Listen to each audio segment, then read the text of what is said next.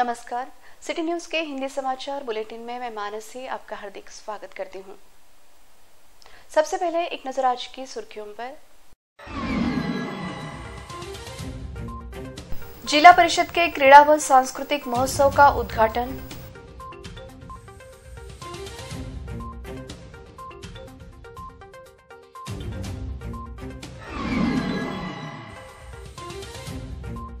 पक्षी चुनाव की मतदान प्रक्रिया आरंभ।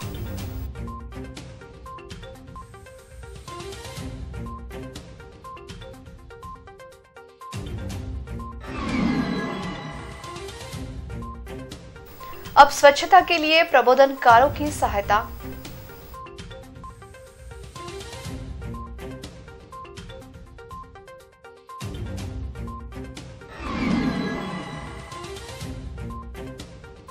सर्वोपचार अस्पताल में अस्वच्छता की भरमार।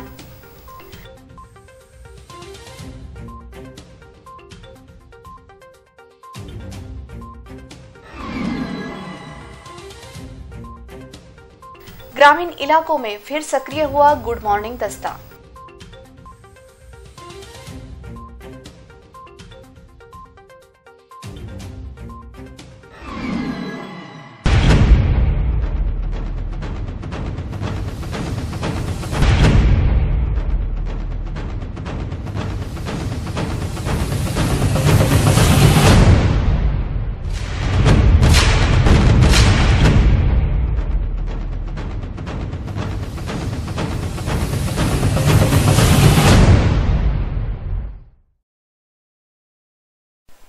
अब समाचार विस्तार से। अकोला के वसंत देसाई स्टेडियम पर जिला परिषद की क्रीड़ा व सांस्कृतिक महोत्सव का उद्घाटन मान्यवरों की उपस्थिति में किया गया, जिसमें विविध खेलों के साथ ही सांस्कृतिक स्पर्धाएं ली जाएंगी, जिसका समापन शनिवार को किया जाएगा। जिला परिषद के क्रीड़ा व सांस्कृतिक महोत्सव का गुरुवार को उद्घाटन किया गया। इस कार्यक्रम का उद्घाटन जिला परिषद अध्यक्ष संध्या वाघोड़े के हाथों किया गया, जबकि इस कार्यक्रम की अध्यक्षता जिला परिषद के उपाध्यक्ष जमीरुल्लाह खान ने की। इस अवसर पर प्रमुख अतिथि के रूप में मुख्य कार्यकारी अधिकारी कैलाश पगारे, सभापति देवकाबाई पातोड़, पुंडलिकराव अरबट, रेखा अंबोरे, माधुरी गावंडे समेत अन्य मान्यवर उपस्थित थे। 3 दिनों तक चलने वाले इस महोत्सव में जिला परिषद के कर्मचारी अधिकारी शामिल हुए हैं। जिले की सभी पंचायत समितियों के अधिकारी व कर्मचारी भी इसमें शामिल हुए हैं। इस महोत्सव का पुरस्कार वितरण शनिवार की दोपहर 4 बजे होगा। उद्घाटन समारोह में पातुर तहसील ने सभी का ध्यान अपनी ओर आकृष्ट किया। इस अवसर पर प्रस्तुत किए गए बंजारा समाज का लोक नृत्य आकर्षण का केंद्र रहा। 15 से 24 जनवरी के दौरान पक्षी चुनाव की मतदान प्रक्रिया ली जा रही है, जिसमें 80 शालाओं के साथ 10 महाविद्यालयों के छात्र अपने पसंद के पक्षी पर मतदान कर रहे हैं, जिसका परिणाम 25 जनवरी को घोषित किया जाएगा। जिला चुनाव विभाग व निसर्ग कट्टा के संयुक्त तत्वाधान में अकोला शहर की विविध शाला व महाविद्यालयों में पक्षी चुनाव प्रक्रिया संपन्न हुई, जिसमें अकोला शहर की 80 शाला व 10 महाविद्यालयों का समावेश था। यह चुनाव प्रक्रिया इलेक्ट्रॉनिक्स मशीन द्वारा ली गई। यह चुनाव प्रक्रिया 15 से 24 जनवरी तक चलेगी व 25 जनवरी को इसका परिणाम घोषित किया जाएगा। इस चुनाव प्रक्रिया में विविध प्रजातियों के पक्षियों का समावेश है, जिसमें राखी धनेश, गाय बगला, सुबद, हप्पू, काला शराटी ये पक्षी चुनाव के उम्मीदवार है। इन पक्षियों के चुनाव में शामिल करने का मुख्य कारण यह है कि ये पक्षी नामशेष होने के मार्ग पर है। इस मतदान प्रक्रिया में लड़कियों की शासकीय ITI शिवाजी महाविद्यालय के छात्रों ने भाग लिया। इस चुनाव प्रक्रिया को संपन्न कराने के लिए जिला चुनाव अधिकारी निसर्ग कट्टा के अमोल सावंत, पूर्व मानव जीव वनरक्षक दीपक जोशी, सृष्टि वैभव के उदय वजे, पक्षी मित्र देवेंद्र तेलकर, संदीप सरडे आदि उपस्थित थे। जिल्हा निवडणूक अधिकारी अकोला तसेच निसर्ग कट्टा या दोघांच्या संयुक्त विद्यमाने अकोल्यातील ज्या सगळ्या निसर्गप्रेमी संस्था आहेत या एका डायसवर येऊन या सगळ्यांनी हा एक आगळा वेगळा उपक्रम अकोल्यात राबवलेला आहे। शहराचा पक्षी निवडायचा आहे, राज्याचा असतो, आपल्या देशाचा आहे पक्षी, तसाच अकोला शहराचा सुद्धा एक पक्षी निवडावा म्हणून विद्यार्थ्यांमध्ये ही चळवळ राबवली गेलेली आहे। जवळपास 80 शाळा, 10 कॉलेजेस याच्यामधून आम्हाला जो उत्स्फूर्त प्रतिसाद मिळतोय विद्यार्थ्यांचा, तो नक्कीच ही एक चळवळ अकोल्यामध्ये पक्ष्यांविषयीची आपुलकी आणि निसर्गाविषयीचं प्रेम विद्यार्थ्यांमधून जे आम्हाला दिसत आहे ते खरंच कौतुकास्पद आहे। अब स्वच्छता प्रसाधन गृहों का इस्तेमाल घन कचरा व्यवस्थापन आदि के लिए प्रबोधनकारों की सहायता ली जाएगी, जिसके लिए जिला परिषद के सभागृह में प्रबोधनकारों की एक कार्यशाला ली गई। स्वच्छता प्रसाधन गृहों का इस्तेमाल घन कचरा व्यवस्थापन, गंदे पानी की निकासी को लेकर प्रबोधनकार अगर गांव में जन जागृति करे, अध्यात्म के साथ ग्रामीणों को जोड़कर अपने प्रवचनों में प्रबोधन व जागरण करेंगे तो इंसानी स्वभाव में बदलाव हो सकता है। इस विषय पर लोगों के मन में जागृति लाने का काम प्रवचनकार करे, यह आह्वान जिला परिषद के सीईओ कैलाश पगारे ने प्रवचनकारों के लिए आयोजित कार्यशाला में किया। बुधवार को जिला परिषद के छत्रपति शाहू महाराज सभागृह में जलापूर्ति व स्वच्छता विभाग, वारकरी साहित्य परिषद व जिला परिषद के संयुक्त आयोजन में स्वच्छता का जागर इस विषय पर प्रवचनकारों की कार्यशाला आयोजित की गई थी। इस कार्यशाला की अध्यक्षता करते हुए वे बोल रहे थे। प्रमुख अतिथि के तौर पर श्याम सुंदर सिन्नर महाराज, समन्वयक वारकरी साहित्य परिषद महाराष्ट्र, सर्जेराव देशमुख महाराज विभाग समन्वयक महाराष्ट्र राज्य, महादेवराव निमकंडे महाराज जिलाध्यक्ष, बाबाराव पाच पाटील, शिक्षाधिकारी वैशाली ठग आदि उपस्थित थे। समापन समारोह में सीईओ ने मार्गदर्शन करते हुए स्वच्छता का महत्व ग्रामीण नागरिकों के स्वास्थ्य से जुड़ा हुआ होने के कारण कई चीजों पर उनका ध्यानाकर्षण करने पर जोर दिया। गंदगी को घर के बाहर ही नहीं, इसका सही तरीके से व्यवस्थापन किस तरह किया जाए, इस पर नागरिकों को जागरूक करने के लिए प्रयास करने का आह्वान भी उन्होंने किया। शाश्वत स्वच्छता, व्यक्तिगत स्वच्छता, देखरेख व मरम्मत, गंदे पानी की निकासी, घन कचरा व्यवस्थापन, गीला व सूखा कूड़ा किस तरह अलग किया जाए, ग्रामीण परिवारों को प्रसाधन गृहों के नियमित इस्तेमाल का महत्व, प्लास्टिक बंदी व इससे होने वाला खतरा, परिसर स्वच्छता का महत्व आदि विषयों पर चर्चा की गई। अकोला के सर्वोपचार अस्पताल में सभी ओर अस्वच्छता की भरमार हो गई है, जिसके कारण स्वच्छता अभियान केवल कागजों पर ही सिमट कर रह गया है। स्वच्छता के महत्व को सर्वोपचार अस्पताल में पूरी तरह भुलाकर रख दिया गया है। अकोला के सर्वोपचार अस्पताल परिसर में सभी ओर गंदगी और कचरे के अंबार लगे नजर आ रहे हैं, जिसके कारण यहाँ कभी सफाई की जाती है या नहीं, इस प्रकार का सवाल पैदा हो गया है। प्रधानमंत्री नरेंद्र मोदी के स्वच्छता के अभियान के बाद प्रत्येक शनिवार और रविवार को सर्वोपचार अस्पताल परिसर में स्वच्छता अभियान चलाने का निर्णय लिया गया था, जिसके बाद 1 माह तक इस अभियान को अमल में भी लाया गया, परंतु अब इसे पूरी तरह से भुला दिया गया, जिसके कारण सर्वोपचार अस्पताल परिसर में सभी ओर गंदगी का साम्राज्य नजर आ रहा है। अकोला के सर्वोपचार अस्पताल में अकोला जिले के अलावा वाशिम जिले से भी रोजाना सैकड़ों की संख्या में रोगी आते हैं। गंदगी से बीमारियां फैलती है, यह सामान्य सी बात जानने के बाद भी सर्वोपचार अस्पताल के वरिष्ठ वैद्यकीय अधिकारी इसे भुलाते नजर आ रहे हैं। सर्वोपचार अस्पताल की सर्विस गलियों में वार्डों के पीछे टीन शेड पर गंदगी ही गंदगी भरी पड़ी है। वार्डों के फूटे पाइपों से पानी सड़क पर बह रहा है, जिसमें दुर्गंध छूट रही है। ऐसी परिस्थिति में यहाँ दाखिल रोगी किस तरह रहते होंगे, इसका अनुमान आसानी से लगाया जा सकता है। वरिष्ठ वैद्यकीय अधिकारी भी स्वच्छता को लेकर लापरवाही बरत रहे हैं, जिसे लेकर आश्चर्य जताया जा रहा है।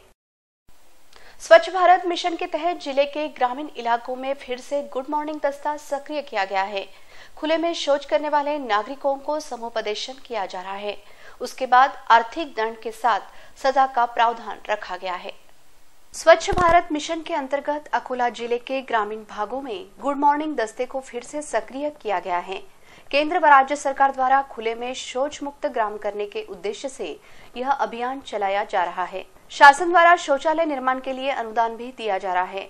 गांव के नागरिक शौचालयों का ही इस्तेमाल करें, इसके लिए जन जागृति भी की जा रही है। जिला परिषद के मुख्य कार्यकारी अधिकारी कैलाश पगारे के आदेशानुसार उप मुख्य कार्यकारी अधिकारी बाबाराव पाटिल के मार्गदर्शन में गुड मॉर्निंग दस्ते को अकोट बार्शी टाकली तहसील में सक्रिय किया गया है। इस दस्ते में समाजशास्त्र विशेषज्ञ शाहू भगत, आईसी सलाहकार राजेश ढहाके, MIS सलाहकार राहुल गोडाले, अभियांत्रिकी विशेषज्ञ रोशन डामरे, विस्तार अधिकारी गट समन्वयक पत्रकार कमलपुत्र सिरसाट, ग्राम सेवक सरपंच कर्मचारी का समावेश है। ग्रामीण इलाकों में खुले में शौच करने वालों को समझ देकर समुपदेशन किया जा रहा है। गांव से गुड मॉर्निंग दस्ते ने फेरी निकालकर गांव के नागरिकों को समझाया। खुले में शौच करना, खुले में खत कचरा डालना आदि की मनाही की गई है।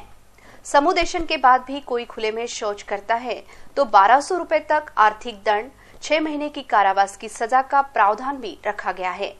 गुड मॉर्निंग दस्ते के आते ही खुले में शौच करने वालों में भगदड़ का माहौल पैदा हो गया है। स्वच्छ भारत मिशन के तहत इसकी अधिक जानकारी जिला परिषद के मुख्य कार्यकारी अधिकारी कैलाश पगारे ने सिटी न्यूज से बोलते हुए दी। अकोला जिल्हा 2012च्या पायाभूत सर्वेक्षणानुसार हागणदारी मुक्त घोषित झालेला आहे। जिल्ह्यामध्ये 3 मार्च 2018ला हागणदारी मुक्त घोषित केल्यानंतर ती स्वच्छता कायम टिकून राहावी यासाठी जाणीवपूर्वक प्रयत्न केले जात आहेत। त्यासाठी नागरिकांचा सुद्धा चांगल्या प्रकारे सहभाग मिळत आहे। परंतु ही जिल्हा हागणदारी मुक्त घोषित केल्यानंतर सुद्धा काही लोक त्या शौचालयाचा वापर करत नाहीत। त्यासाठी आता जिल्ह्याने गुड मॉर्निंग पथकाची स्थापना केलेली आहे आणि त्याच्या मार्फत आम्ही लोकांमध्ये जागृती निर्माण करत आहोत, तसेच लोकांना समज पण देत आहोत। तर जे लोक या स्वच्छतागृहाचा वापर करत नाहीत अशांना दंडनीय कारवाई करण्याची सुद्धा तरतूद आहे। तथापि दंडनीय कारवाईची गरज पडू नये याकरिता आम्ही लोकांना जागृती करून आणि या गुड मॉर्निंग पथकाच्या माध्यमातून या स्वच्छतागृहाचा वापर स्वतःसाठी करावा, तसंच लोकांना सुद्धा जागृत करावा। यामध्ये ग्रामपंचायतीने मोठ्या प्रमाणात सहभाग झालेले आहेत। ग्रामपंचायती सुद्धा आपल्या आपल्या स्तरावर नागरिकांना सूचना देत आहेत। परंतु नागरिकांची स्वतःची जबाबदारी आहे की शाश्वत स्वच्छता राहण्यासाठी या स्वच्छतागृहाचा वापर केला पाहिजे। की जी स्वच्छतागृह आपण फार कष्टाने बांधलेले आहेत, शासनाने त्यामध्ये मदत केलेली आहे, त्यामध्ये अनुदान दिलेलं आहे आणि काही नागरिकांनी स्वतः सुद्धा ही स्वच्छतागृह बांधलेले आहेत। त्याच्यामुळे या स्वच्छतागृहाचा जास्तीत जास्त वापर करून आपल्या स्वतःची स्वच्छता, परिसराची स्वच्छता आणि कौटुंबिक आरोग्य राखण्यासाठी या शौचालयाचा वापर करावा आणि जी शाश्वत स्वच्छता आपल्याला जिल्ह्यात ठेवायची आहे ती कायम ठेवायची असं आवाहन मी याद्वारे। सिविल लाइन पुलिस थाने की हद में आने वाले खरप में मामूली कारण को लेकर 2 गुट आपस में भिड़ गए। इस घटना में वाहनों की तोड़फोड़ भी की गई। पुलिस ने परस्पर शिकायत के आधार पर मामला दर्ज किया है। सिविल लाइन पुलिस थाने की हद में आने वाले खरप में मामूली कारण को लेकर 2 गुटों में मारपीट की घटना हुई। इस घटना में दोनों गुटों के कुछ लोग मामूली रूप से घायल हो गए। इस कार्रवाई में परस्पर शिकायत के आधार पर अपराध दाखिल कर 2 को गिरफ्तार किया गया है। खरब में शुभम इंगले, पवन इंगले व पड़ोसी रोशन वाकोड़े, वैभव वाकोड़े के बीच शौचालय के गंदे पानी को लेकर विवाद हो गया, जो मारपीट में तब्दील हो गया, जिसमें 3 लोग घायल हो गए। इस प्रकरण में पुलिस ने दोनों गुटों की परस्पर शिकायत पर धारा 452, 294, 427, 323, 506, 34 के तहत मामला दर्ज किया व 2 को हिरासत में लिया। आगे की जांच पुलिस कर रही है। शहर यातायात नियंत्रण शाखा ने शहर के प्रमुख मार्गों पर कार्रवाई करते हुए 172 वाहनों से 52,000 रुपयों का जुर्माना वसूला। इस कार्रवाई के कारण यातायात के नियमों का भंग करने वाले वाहन धारकों में हड़कंप मच गया था। शहर में नियमों की अनदेखी कर वाहन चलाने वालों के खिलाफ शहर यातायात पुलिस विभाग द्वारा चलाई गई मुहिम में 172 वाहन चालकों को पकड़ा गया था।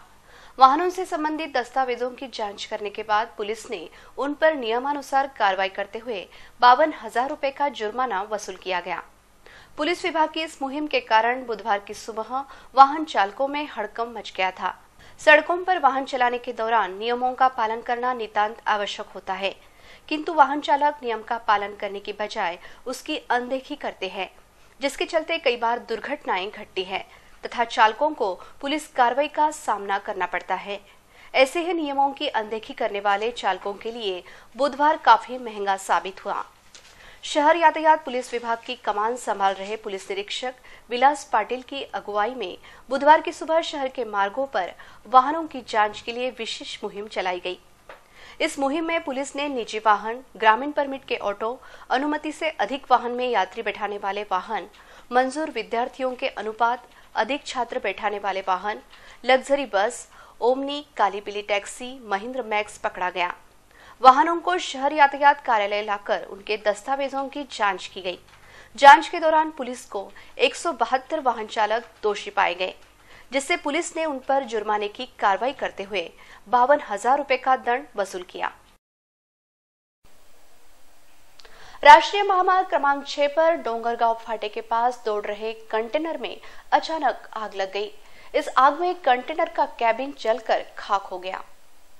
डोंगरगांव फाटे के समीप मोड़ पर चलते कंटेनर में अचानक आग लग गई। इस घटना में किसी भी प्रकार की प्राण हानि नहीं हुई। नागपुर से नासिक जा रहे कंटेनर को अचानक आग लगने पर हरियाणा के मेवाल निवासी ड्राइवर मोहम्मद यूसुफ ने कंटेनर को तुरंत रोका। कंटेनर रुकते ही कैबिन धधक उठा। इस घटना की जानकारी बोरगांव मुंजू पुलिस थाने को मिलते ही थानेदार विजय मगर अपने पुलिस बल के साथ घटनास्थल पहुंचे तथा दमकल विभाग को बुलाया। दमकल ने जल्द ही आग पर काबू पा लिया, जिससे बड़ा हादसा टल गया। दमकल कर्मचारी विक्रम सिंह ठाकुर, पंकज पोफली आदि ने आग पर काबू पाया।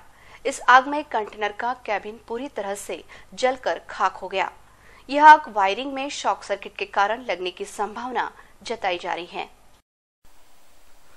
अकोला के घोषित किए गए ब्लैक स्पॉट पर शहर यातायात नियंत्रण शाखा द्वारा सूचना फलक लगाए गए।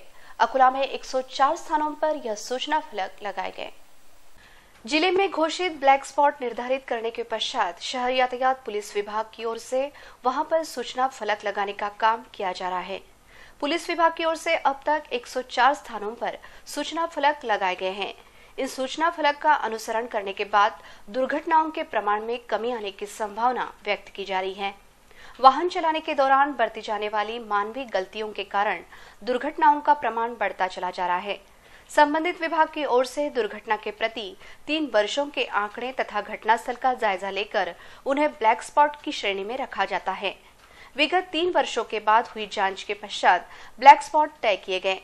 इन स्थानों पर दूसरे वाहन चालक तथा राहगीर को किसी प्रकार का नुकसान न हो, इसके लिए सूचना फलक लगाए जा रहे हैं। जिला पुलिस अधीक्षक एम राकेश कलासागर, अपर पुलिस अधीक्षक विक्रांत देशमुख, शहर उपविभागीय अधिकारी उमेश माने पाटिल के मार्गदर्शन में शहर यातायात पुलिस निरीक्षक विलास पाटिल तथा उनका दल इन स्थानों पर सूचना फलक लगाकर जन जागृति करने का प्रयास किया जा रहा है। अब तक 104 स्थानों पर सूचना फलक लगाने का काम पूरा हो चुका है, जिसमें नो पार्किंग, दुर्घटना प्रणव स्थल, साइलेंस जोन समेत अन्य फलक शामिल हैं। पुलिस को उम्मीद है यदि वाहन चालक इन फलकों पर लगी सूचना का पालन करेंगे तो दुर्घटनाओं के प्रमाण में काफी कमी आएगी। सेंधमारी के आरोप में पिछले 28 साल से फरार आरोपी को स्थानीय अपराध शाखा पुलिस ने खामगांव से गिरफ्तार किया है। इस आरोपी ने 1991 में सिटी कोतवाली थाने की हद में सेंधमारी की घटना को अंजाम दिया था। अकोला जिला पुलिस अधीक्षक के आदेश पर अपर पुलिस अधीक्षक विक्रांत देशमुख, शहर उपविभागीय अधिकारी उमेश माने पाटिल के निर्देश पर जिले में फरार आरोपियों की मुहिम स्थानीय अपराध शाखा प्रमुख की अगुवाई में चलाई जा रही है। फरार आरोपियों की सूची में सिटी कोतवाली पुलिस थाने की सीमा में 1991 में सेंधमारी की घटना में चिखलपुरा निवासी राजू गगन्नाथ तेलंग को नामजद किया गया था। न्यायालयीन कागजी पूरे होने के बाद आरोपी जमानत पर रिहा हो गया था। तब से वह फरार चल रहा था। इस बीच दल में शामिल कर्मचारियों ने आरोपी के बारे में छानबीन करने पर उन्हें ज्ञात हुआ कि राजू तेलंग यह अपने परिवार के साथ खामगांव के बालापुर फैल में रहता है। यह जानकारी मिलते ही दल ने छापामार कार्रवाई करते हुए आरोपी को गिरफ्तार कर सिटी कोतवाली पुलिस के हवाले कर दिया। बता दें कि इस दल ने अब तकरीबन 110 से भी अधिक आरोपी को गिरफ्तार कर लिया है। अकोला बार एसोसिएशन के चुनाव 25 जनवरी को लिए जा रहे हैं। इस चुनाव के अध्यक्ष पद के लिए 3 वरिष्ठ अधिवक्ताओं ने अपने नामांकन दाखिल किए हैं। आगामी 25 जनवरी को अकोला बार एसोसिएशन के अध्यक्ष, उपाध्यक्ष, सह उपाध्यक्ष तथा सह सचिव पद के लिए चुनाव होने वाले हैं। 17 जनवरी नामांकन दायर करने की अंतिम तिथि है। नामांकन की तिथि खत्म होने के एक दिन पूर्व अध्यक्ष पद के लिए अधिवक्ता आनंद गोदे, किरण खोत तथा नंदू शेलके ने नामांकन दायर कर दिया। उनके नामांकन दायर के बाद से ही बार रूम के माहौल में काफी गर्मी दिखाई देने लगी थी। अपने वरिष्ठ अधिवक्ता को विजयी करने के लिए जूनियर तथा सीनियर अधिवक्ताओं के बैठकों का दौर निकल पड़ा। वहीं कुछ लोगों की राय है कि कुछ अधिवक्ता समय पर अपना नामांकन वापस ले सकते हैं। वहीं दूसरी बार एसोसिएशन के चुनाव में पहली बार निर्माण किए गए सह उपाध्यक्ष पद के लिए नामांकन दायर करने वाली महिला अधिवक्ता भारती रुंगटा के निर्विरोध विजय होने के विजय रथ को उनके प्रतिद्वंदी के रूप में मुमताज देशमुख के नाम की चर्चा होने के कारण रुंगटा के समर्थकों ने प्रचार की गति को तेज कर दिया है। 17 जनवरी को दोपहर 3 बजे तक नामांकन दायर करने का समय है, जिसके बाद आवेदनों की जांच के बाद प्रत्याशियों की सूची जारी होगी। वहीं अंतिम प्रत्याशी 21 जनवरी को तय हो जाएगा, क्योंकि इस दिन नामांकन वापस लेने की अंतिम तारीख है। बार एसोसिएशन के होने वाले चुनाव को देखते हुए अधिवक्ताओं की रणनीति का भी दौर चल रहा है। इस चुनाव में बार के कुछ वरिष्ठ अधिवक्ताओं की भूमिका काफी महत्वपूर्ण होगी। देखते हैं आज का सुविचार और जानते हैं हेल्थ व ब्यूटी टिप्स।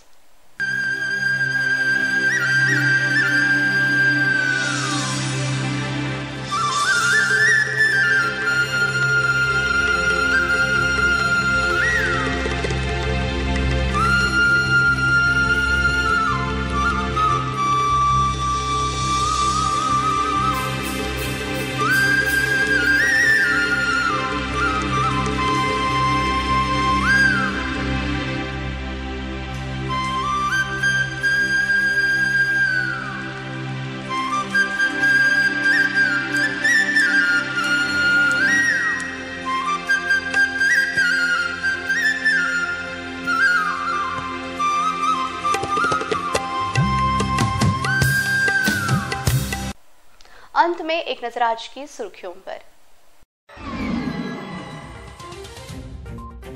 जिला परिषद के क्रीड़ा व सांस्कृतिक महोत्सव का उद्घाटन।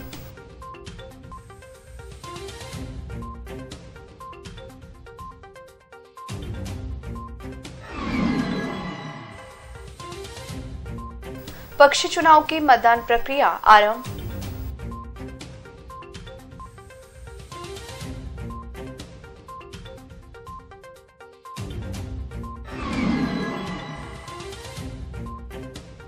अब स्वच्छता के लिए प्रबोधनकारों की सहायता।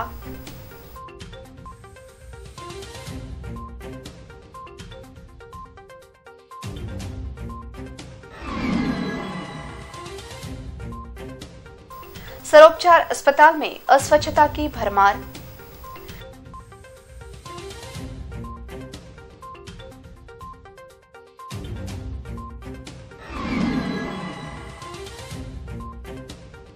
ग्रामीण इलाकों में फिर सक्रिय हुआ गुड मॉर्निंग दस्ता।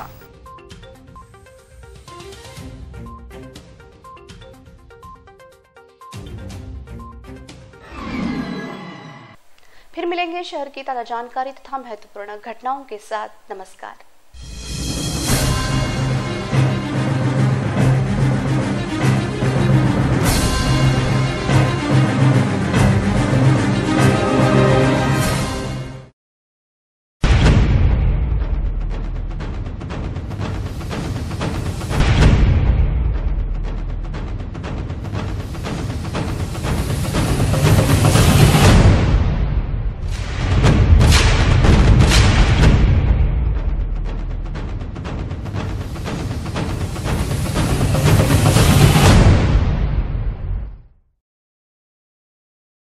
आला संक्रांतीचा सण घेऊन सौभाग्याचा क्षण।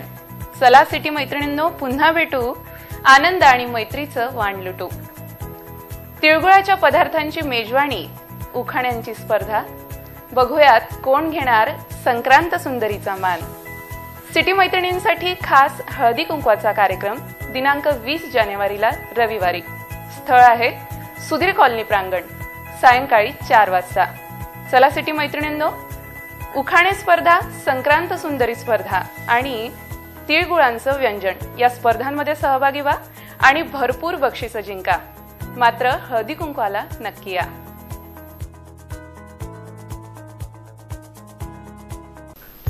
जल्द हो रहे हैं ट्राई के नियमों में भारी बदलाव। आपको ही चुनने होंगे अपने पसंदीदा चैनल्स।